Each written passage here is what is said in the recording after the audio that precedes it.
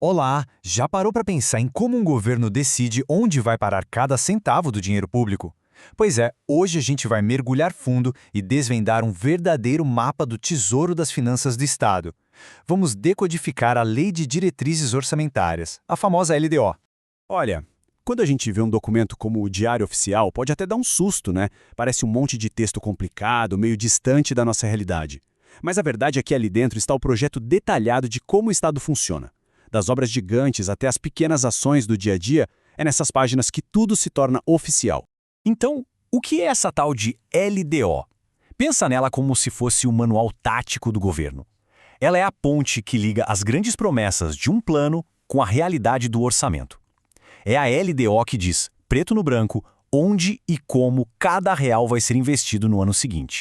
Certo, então vamos ao que interessa. Mas antes da gente mergulhar nos números, nos bilhões, a gente precisa entender a alma do plano, sabe? Quais são os valores, os princípios que, por lei, precisam guiar cada decisão que é tomada?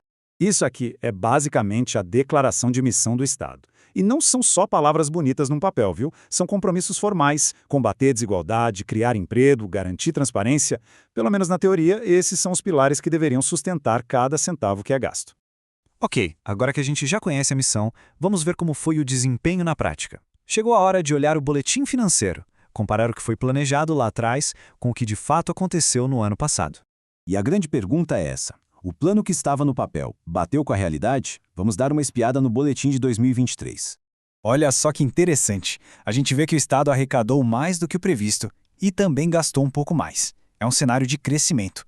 Mas o grande destaque, a notícia que realmente chama a atenção, está ali na última linha. A dívida ficou bem abaixo da meta. Isso é um sinal muito forte de saúde financeira. E esse número aqui é impressionante. Uma redução de mais de 42% na dívida líquida. Na prática, o que isso significa? Significa que o Estado ganhou um fôlego financeiro muito maior, abriu mais espaço para poder fazer investimentos no futuro. E o que explica um resultado tão bom? Principalmente isso aqui. A economia do Estado foi muito mais forte do que se esperava. O PIB, que é a soma de toda a riqueza produzida, sabe? Ele ultrapassou e muito a previsão. Isso acaba impulsionando a arrecadação de impostos e ajudou a pagar as contas com mais folga. Ok, a gente viu os princípios, viu os resultados financeiros, mas como é que esses bilhões de reais se transformam em ações concretas que a gente consegue ver na rua? É isso que vamos ver agora, o plano em ação, no dia a dia. Um bom exemplo é o ProERD.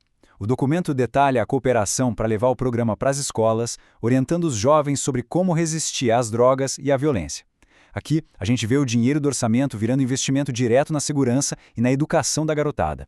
Outro exemplo bem prático, o orçamento prevê a contratação de novos fiscais ambientais para o IMASU, que é o Instituto de Meio Ambiente do Estado. Isso significa fortalecer a proteção dos nossos recursos naturais, transformando uma política de meio ambiente em fiscalização de verdade.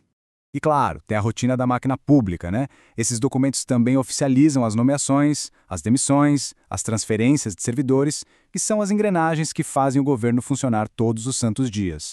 Tá bem, juntando todas essas peças, por que é tão importante a gente dedicar um tempo para entender um documento como a LDO? O que isso tem a ver com a nossa vida? Resumindo a ópera, o que a gente viu aqui? Que a LDO é o guia anual do governo.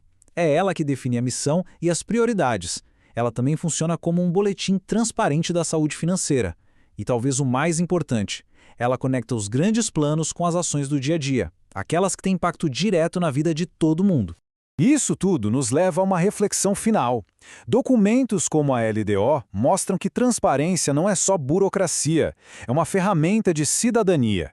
Então, a pergunta que fica no ar é, se a informação é pública, de quem é o poder e também a responsabilidade de cobrar os resultados.